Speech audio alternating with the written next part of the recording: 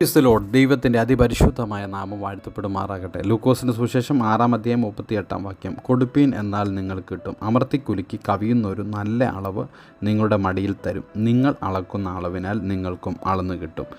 ദൈവം തന്നിരിക്കുന്ന അനുഗ്രഹങ്ങൾ ദൈവനാമ മഹത്വത്തിനായി സുവിശേഷ പ്രവർത്തനങ്ങൾക്കായി സഹായിക്കുക എന്നുള്ളത് നമ്മുടെ ഇടയിൽ ഉണ്ടാകേണ്ടുന്ന ഒരു കാര്യം. ഓരോ തവണയും നാം കർത്താവിന് കൊടുക്കുമ്പോൾ സ്വർഗത്തിൽ നമ്മുടെ നിക്ഷേപം വർദ്ധിച്ചു വരുന്നു എന്ന് നാം മനസ്സിലാക്കേണ്ടിയിരിക്കുന്നു.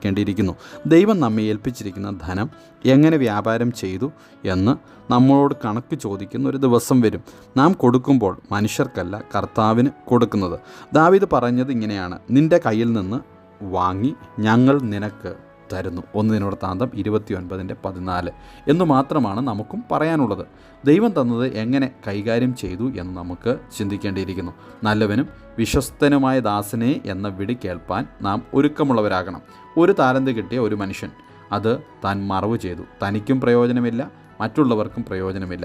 അത് നമ്മുടെ ജീവിതത്തിൽ പാടില്ല. നമുക്ക് തന്ന കഴിവിനനുസരിച്ച് ദൈവനാമ മഹത്വത്തിനായി കൊടുത്താൽ ദൈവനാമം മഹത്വപ്പെടും, മറ്റുള്ളവർക്ക് അത് ആശ്വാസമായി തീരും, നാം അനുഗ്രഹിക്കപ്പെടും. വിശ്വസ്തയോടെ നമ്മുടെ ധനം കൈകാര്യം ചെയ്യുവാൻ വേണ്ടി നമുക്കിടയാകണം. ദൈവത്തിന് എങ്ങനെ കൊടുക്കണമെന്ന് തിരുവചനത്തിൽ പറയുന്നതായി നാം വായിക്കുന്ന വേദഭാഗങ്ങളിൽ ചിലത് ഓർമ്മിപ്പിക്കട്ടെ. 1 ദിനവൃത്താന്തം 29:13-14 വാക്യങ്ങളിൽ ദാവീദ് രാജാവ് ദൈവത്തിന് സ്തുതിയും സ്തോത്രവും ആദ്യം അർപ്പിക്കുകയാണ്. കൊടുക്കുവാൻ ബലപ്പെടുത്തിയ ദൈവത്തിന് സ്തുതിക്കുന്നു. ധനവും സമ്പത്തും ദൈവത്തിൽ നിന്നാണ് നമുക്ക് ലഭിക്കുന്നത്. ദൈവത്തിൻ്റെ കയ്യിൽ നിന്ന് വാങ്ങി നാം ദൈവത്തിന് കൊടുക്കുന്നു. ആകയാൽ കൊടുക്കുവാൻ നമ്മെ പ്രാപ്തനാക്കിയ ദൈവത്തിന് സ്തുതിയും സ്തോത്രവും നന്ദിയും അർപ്പിച്ചു വേണം നാം കൊടുക്കുവാൻ. 2 കൊരിന്ത്യർ 9:6 മുതൽ നാം വായിക്കുമ്പോൾ, ദൈവത്തിനു വേണ്ടി കൊടുക്കുന്നവൻ ലോഭമായി കൊടുക്കണം, അവനവൻ ഹൃദയത്തിൽ നിശ്ചയിച്ചതുപോലെ കൊടുപ്പാൻ തീരുമാനിച്ച എത്രയാണോ നാം കൊടുപ്പാൻ തീരുമാനിച്ചത് അത്രയും കൊടുക്കുക, ഒട്ടും കുറയ്ക്കരുത്.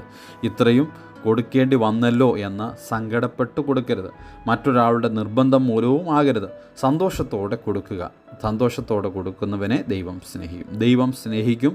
ദൈവം ആർക്കും കടക്കാരനാകുകയില്ല. ധാരാളമായി ദൈവം നമുക്ക് മടക്കിത്തരുമെന്നും തിരുവചനം നമ്മെ പഠിപ്പിക്കുന്നു. 2 കൊരിന്ത്യർ 8:4 പ്രാപ്തി പോലെയും പ്രാപ്തിക്കു മീതെയും സ്വമേധയായി കൊടുക്കണം. ദൈവം തന്നിരിക്കുന്ന അനുഗ്രഹങ്ങൾക്കനുസരിച്ച് വേണം കൊടുക്കുവാൻ. ചിലരെ ദൈവം ധാരാളമായി അനുഗ്രഹിക്കും, ചിലരെ ആവശ്യത്തിനുള്ള ധനം കൊടുക്കും. ചിലർ ദാരിദ്ര്യത്തിലായിരിക്കും. മക്കതോനിയയിലെ വിശ്വാസികളെക്കുറിച്ച് തിരുവചനത്തിൽ പറയുന്നത് ഇപ്രകാരമാണ്: കഷ്ടതയും മഹാദാരിദ്ര്യവുമുള്ളവരായിരുന്നു, എങ്കിലും അവർക്ക് ഒരു പ്രത്യേകതയുണ്ടായിരുന്നു, അവർ സന്തോഷ സമൃദ്ധിയും അവർക്കുണ്ടായിരുന്നു എന്ന് നമുക്ക് തിരുവചനത്തിലൂടെ മനസ്സിലാക്കാം. വിശുദ്ധന്മാരുടെ സഹായത്തിനായുള്ള കാര്യത്തെക്കുറിച്ച് അവർ വളരെ താല്പര്യത്തോടെ അന്വേഷിച്ചറിയുന്നു. പ്രാപ്തി പോലെയും പ്രാപ്തിക്കു മീതെയും സ്വമേധ കൊടുത്ത അവരുടെ മാതൃക തിരുവചനത്തിൽ നമുക്ക് കാണുവാൻ കഴിയും. ദരിദ്രയായ ഒരു വിധവ തൻ്റെ വഴിപാട് അർപ്പിക്കുവാൻ വന്നപ്പോൾ കർത്താവ് അവളെ പ്രശംസിക്കുന്നതും നാം തിരുവചനത്തിൽ വായിക്കുന്നു. ലൂക്കോസ് 21:2 മുതലുള്ള വാക്യങ്ങളിൽ വായിക്കുന്നു. ധനവാന്മാർ പലരും വഴിപാടിട്ടു, എന്നാൽ ഇവൾ ഇട്ടത് 2 കാശ് എന്ന് കാണുന്നു. ഓരോരുത്തരും ഇട്ടത് എത്രയെന്ന് കർത്താവ് ശ്രദ്ധിച്ചു നോക്കി. ഈ വിധവ ഇട്ടത് കണ്ടിട്ട് കർത്താവ് പറയുന്നു, അവൾ തൻ്റെ ഇല്ലായ്മയിൽ നിന്ന് ഇട്ടത് എന്ന്. തൻ്റെ ഉപജീവനമൊക്കെയും കർത്താവിന് പ്രാപ്തി പോലെയും പ്രാപ്തിക്ക് മീതെയും അവൾ കൊടുത്തു എന്ന് തിരുവചനത്തിലൂടെ മനസ്സിലാക്കാം. 2 കൊരിന്ത്യർ 8:12 കർത്താവിന് മനസ്സൊരുക്കത്തോടെ കൊടുക്കണമെന്നും നാം തിരുവചനത്തിൽ വായിക്കുന്നു. ദൈവം മനഃപൂർവ്വമായി ദൈവത്തിന് കൊടുക്കണം.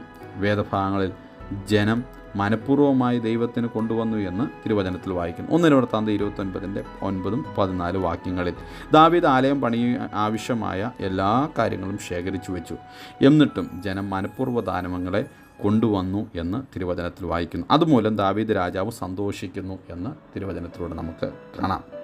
നമുക്ക് ലഭിക്കുന്നത് നമ്മുടെ കരത്തിലിരിക്കുന്ന ചെറുതാകട്ടെ, അതിൽ നിന്ന് ദൈവത്തിന് മനഃപൂർവ്വമായി കൊടുക്കുന്നവൻ ദൈവം അനുഗ്രഹിപ്പാനിടയായിരുന്നു. ദൈവത്തിന് കൊടുക്കുന്നതിനെ നാം കൊടുക്കുന്ന വില എപ്രകാരമാണ് എന്ന് നാം ശോധന ചെയ്യേണ്ടിയിരിക്കുന്നു. ഈ ദിവസങ്ങളിൽ കർത്താവിന് വേണ്ടി നമുക്ക് കൊടുക്കാം, കർത്താവിന് വേണ്ടി പ്രയോജനപ്പെടുത്താം. കർത്താവ് നമ്മെ എല്ലാവരെയും സഹായിക്കട്ടെ.